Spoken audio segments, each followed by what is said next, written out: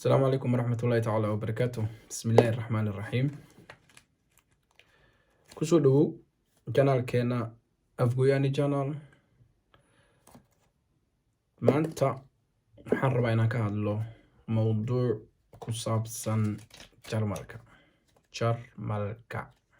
ama Germany. Okay, maalinta soo socota isniintana soo aadan oo 3 Oktoobar magaalada Jarmalka kulligooda way xiran yihiin. Waa maalin National Feiertag. Okay, waa maalin fasax waa allgemein waaye kulli Jarmalka dhan fasax laga yahay. maalintaasi maxaa jiro sabab fasax looga dhigay? maalin fasax qarameed maxaa looga dhigay? haddaan ku sheega hasugu weyn. Okay, maalintaasi ama maalinta isniinta soo socoto 3 Oktoobar waa maalin fasax. maxaa dhacay leh? waxaa midoobay labada Jarmal. saan wada ognahay Jarmalka hore laba Jarmal ayaa jirtay. mid waxaa la dhihi jiray DDR, midna waxaa la dhihi jiray BRD. Sorry. Okay, DDR, Deutschland Democratic Republic iyo Bundesrepublik Deutschland ayaa jiray. sidaad anaga hadda inoogu jirto Somaliland iyo Soomaaliya. Okay, marka Jarmalka maadaama labada Jarmal Oktoobar 1990 ay midoobeen ay sameysteen wax loo yaqaano Bundesrepublik Deutschland ama dowladda federaalka Jarmalka. waxaa laga dhigay marka maalintaasi maalin fasax inay noqoto. Okay, maalintaasi waxaa la isku gartay inay noqoto maalin fasax. Okay, af Jarmal waxaa lagu dhahaa Tag der Deutschen Einheit. Tag der Deutschen Einheit. waa maalinta Jarmalka uu midoobay ama midowga laba Soomaali. hadda loo Soomaali ma jirto laakiin anaga Soomaali waa badan yihiin laakiin laba Jarmal ay ahaayeen. Okay, marka waa ku sheegay labadaas waxaa la dhihi jiray Jarmalka dimuqraadiga ah iyo Jarmalka federaalka ayay u kala sameysnaayeen. marka dowladaha markaasi fargelin siyaas oo shisheeye way jirtay. Okay, waxaa fargelin ku hayay wadanka Mareykanka, Ingiriiska, Faransiiska ayaa markaasi qasayay sida had wadankeena ay u qasaan oo kale ay u qasi jireen. Okay, dowladda markaasi DDR-ka ama Deutsche Democratic Republic waxay ka go'day dowladdan Jarmalka ah markay ahayd 7 Oktoobar 1949 markii uu dhamaaday dagaalkii adduunka ee 4 sano kadib. dagaalka adduunka calashan 1945 inuu amaleyna dagaalkii adduunka kadib waxay sheegtay inay ka go'day Jarmalka qaybtiisii kale. Okay, markaasna saa wada ognahay Jarmalka ama qaybtaasi waxaa haystay ninkii madaxa adkaa. Jarmalka hadii madax adigina waa aragtay maano meeshaasi ka soo jeedaan ninkii Hitler ahaa.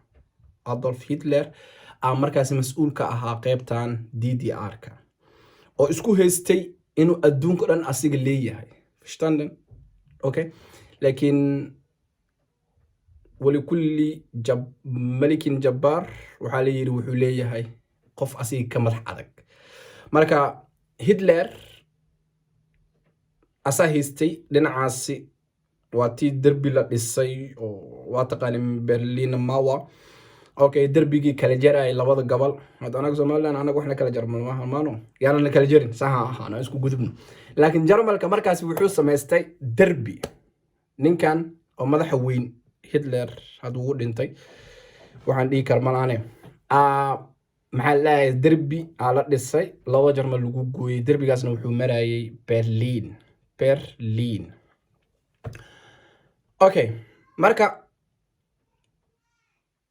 1989 November 9 derbiga lagu takhalusay waa la dumiyey calashaan waxay tusaale u tahay in wada hadalka midowga ah inuu socday muddo dheer calashaan dowladda calashaan sida hadda anaga qaybtan koonfurta ay u rabto inay Somaliland aysan ka go'in ay Somaliland Soomaaliya ka mid ahaato qaybtan Bundesrepublik oo Jarmalka inta dhinacan noodka waxay rabeen inay heestaan ay soo celiyaan cidaas aysan go'in Jarmalka aan la kala jabinin laakiin cidaas way ka madax adeegeen sida Somaliland ay ugu madax adeegsan tahay inay go'do ayagan saas ugu madax adkaayeen inay go'aan علشان Somaliland حما مسوق قادرين تصال لين كوضع فشتون علشان إن Somaliland دراي معه Somaliland دت ولا له Somaliyات واي أوكي أصحاب بدنا نكليه هاي مركا لما كلا حناقان تصال لين مسوق قادرين ويا موضوع عن هذا الجرو حلي جالس جري لبض الدولة يقول حي أوكي مركا دولة قيبتان نوتكا أو جرمال كقيبتان دي BRD جا ama Bundesrepublik Deutschland waxay jeclaayeen inay heestaan aysan ka go'in qaybta kale laakiin qaybta kale November 7deedii October 7deedii 1949kii waxay cadeysteen ay iclaamiyeen inay ka go'een Jarmalka qaybtiisa kale ayadoo uu hogaaminayo ninkan madaxa weyn leh hada dhintay okay marka Jarmalka hadii ku aragtay madax adeeg ninkaas ay ka keeneen madax adeeg abiis ninkaas uu ahaa okay waa ninkii ku duulay wadan walba oo Yurub kamid ah uu rabay in Jarmalka uu noqdo wadanka ugu weyn Yurub علشان دولة قارد يوروب لم إنه جرمك لهذا وربي لكن أو صورة كلمة مش قياس مش قياس وحش قياس ما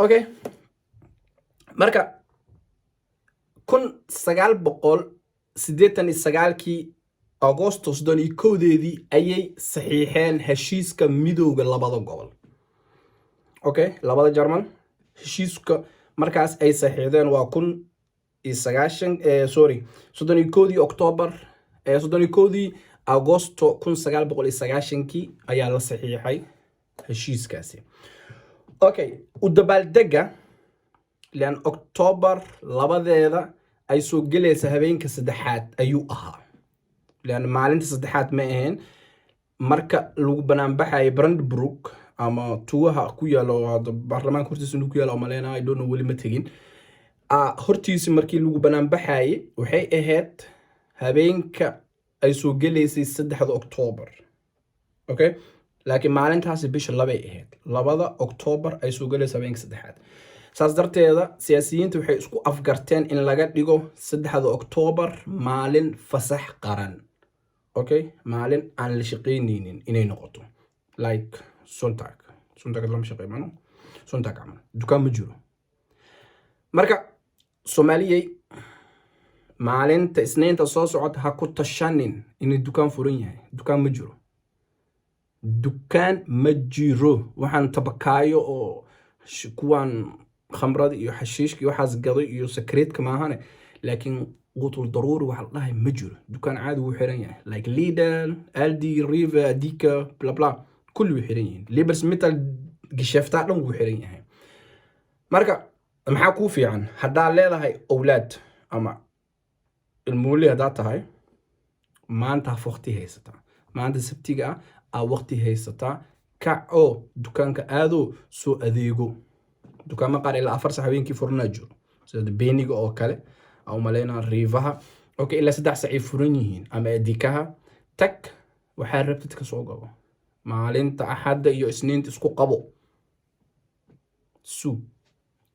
okay wax walba way xiran yihiin marka adoo cusba iga dhamaati iyo unugeyga caana mutaali vendalkiya dhamaaday iyo xafaayada ilma iga dhamaati iyo hadda ka tasho October 3deeda maalinta Isniinta soo socoto magaalada way xiran tahay Jarmalka waxay u dabaaldegayaan ama ay xusayaan maalintay midoobeen labada Jarmal verstanden marka wad maadsan tahay waa tala walaalka uu ku siiyay channelkan hada ku cusub tahay waxa baada soo joogtay because waa ka hesha I hope okay marka suulka haylowin suulka ka taawo sidoo kalena subscribe hadii sabab uu aadan saarin waxaana ka codsanaa qof walba Soomaaliya oo Jarmalka kula joogo u baahan inuu ogaado maalinta Isniinta inay fasax tahay iyo in kale bitte u share garay.